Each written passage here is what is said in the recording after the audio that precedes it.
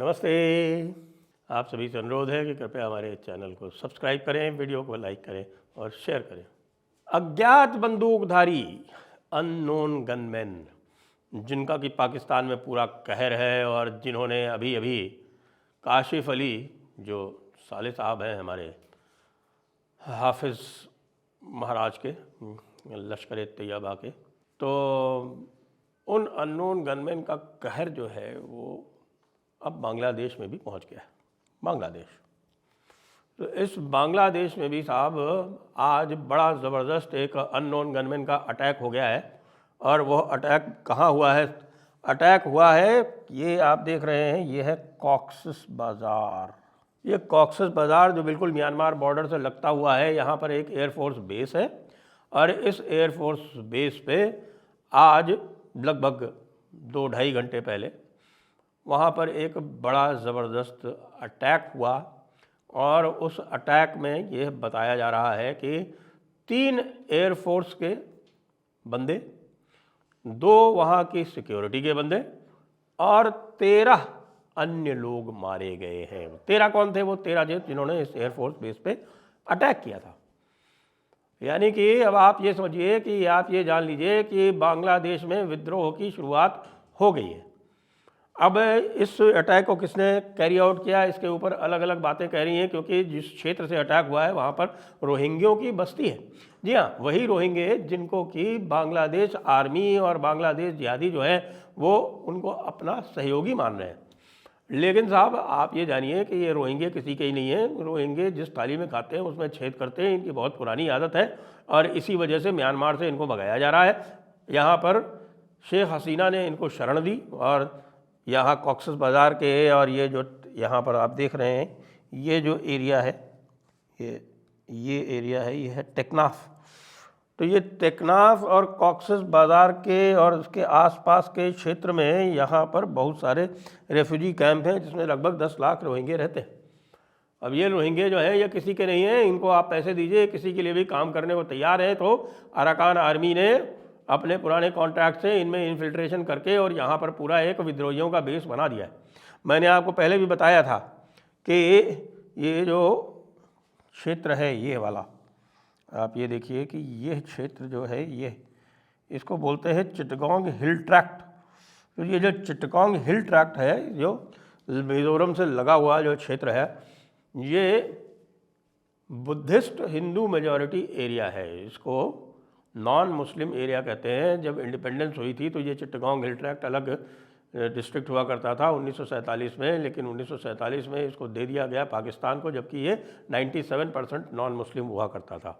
लोग कहते हैं कि साहब इस पर कोई डील हुई थी और चूँकि कोलकाता जो है वो मुस्लिम लीग मांग रही थी, तो कोलकाता भारत में जाना था, तो कोलकाता के एवज में ये पूरा का पूरा हिंदू बहुल्य एरिया इनको दे दिया गया।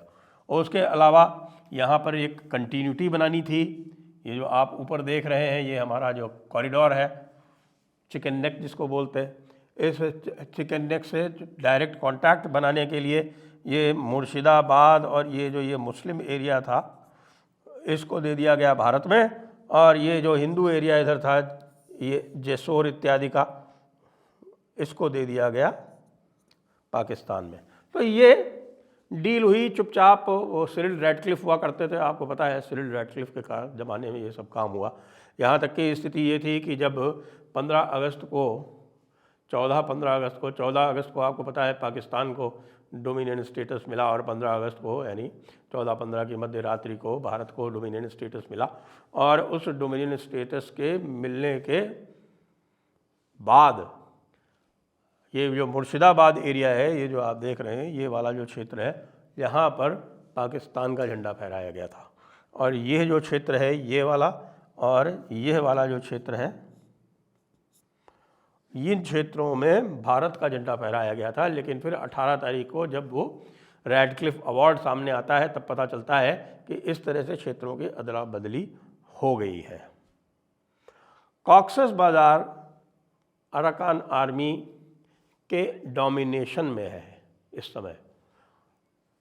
इसके अलावा यहाँ पर ये जो टेकनाफ के पास में आपको पता है ये सेंट मार्टिन आइलैंड है यहाँ, तो ये जो सेंट मार्टिन आइलैंड है ये भी अराकान आर्मी के डोमिनेशन में है। डोमिनेशन का मतलब ये है कि यहाँ पर बांग्लादेश की फोर्सेस नहीं हैं, उन्होंने इस एरिया को इवैक्यूएट कर दिया है।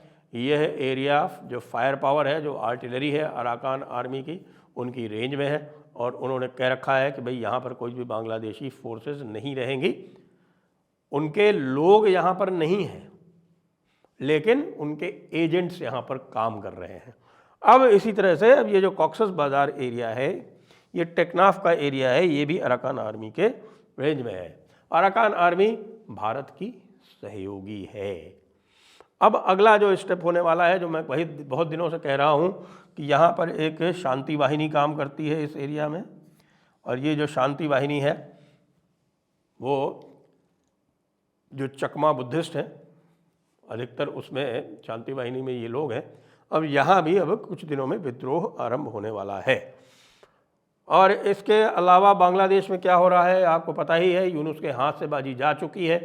जो बीएनपी है उसके साथ भारत की बातचीत चल रही है और रॉ जो है वहाँ पर एक्टिव है। उसने बीएनपी के साथ में संपर्क साध लिया और उनसे कहा है जमात इस्लामी को छोड़ दो और हम तुम्हारी सहायता करेंगे, तुम और हसीना चुनाव लड़ो। अगर तुम्हें इतना ये आत्मविश्वास है कि तुम चुनाव जीत सकते हो तो भले जीतो, कोई दिक्कत वाली बात नहीं है। लेकिन बांग्लादेश में इन जिहादियों को पनपने नहीं दिया जाएगा। ख़ास बात यह है कि अभी एक ओमान में एक कॉन्फ्रेंस हुई, इंडियन ओशन कॉन्फ्रेंस हुई ओमान में। ओमान में उस कॉन्फ्रेंस में जो इनका फॉरेन एडवाइज़र है, वहाँ मिनिस्टर को आजकल एडवाइज़र कहते हैं क्योंकि ये इंटरिम गवर्नमेंट है यूनुस मियाँ की, यूनुस चाचा की। तो यूनुस चाचा के जो फॉरेन एडवाइज़र था वो डॉक्टर जयशंकर से मिला। डॉक्टर जयशंकर ने उसको एक तरह से, जैसा बताते हैं लोग, कि भाई धमकाया, और उसको धमकाया और कहा देखो अगर तुम आतंकवादी बनना चाहते हो तो तुम बन जाओ। डॉक्टर जयशंकर ने यह भी कहा, और ये कल जो है बड़ा भारी स्टेटमेंट है, वो बड़ा भारी एक बड़ा स्टेटमेंट दिया डॉक्टर जयशंकर ने। उन्होंने कहा कि Bangladesh has to decide on its relations with India.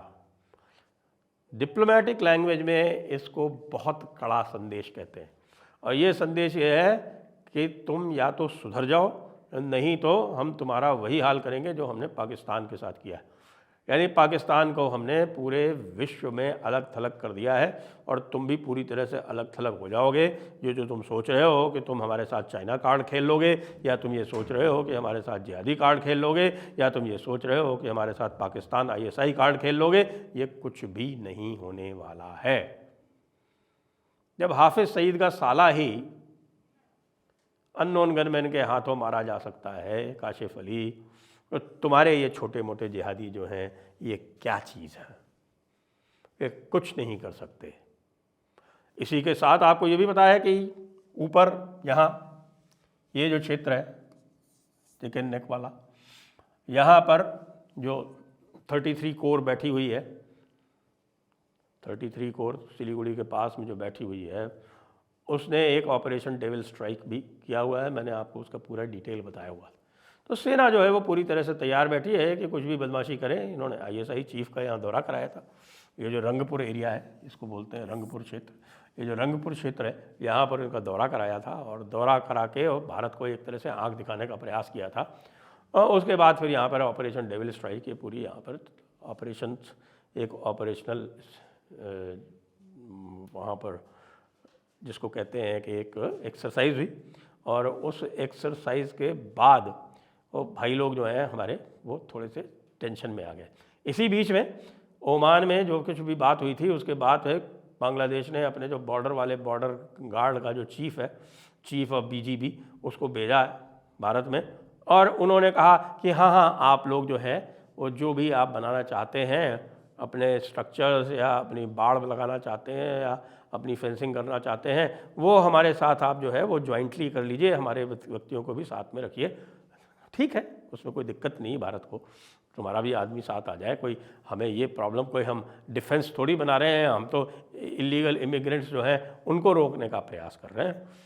जो 800 किलोमीटर था अब वो घट के बता रहे हैं कि अब 600 किलोमीटर हो गया है, बहुत तेज़ी से काम चल रहा है।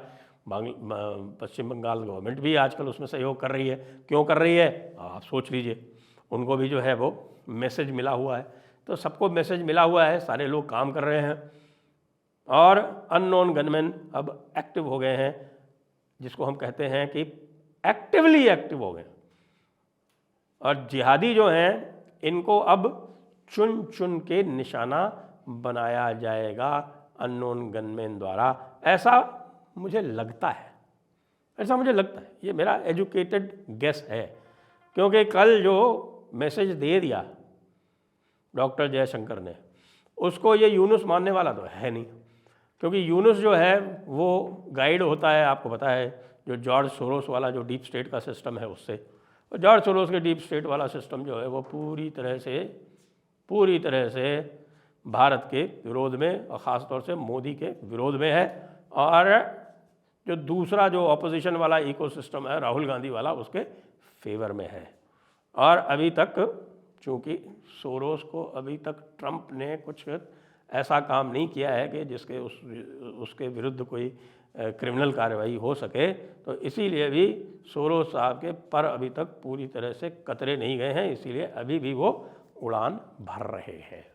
लेकिन ये उड़ान ज़्यादा देर तक अब नहीं चलने वाली, ये बांग्लादेश की स्थितियों से साफ हो गया है।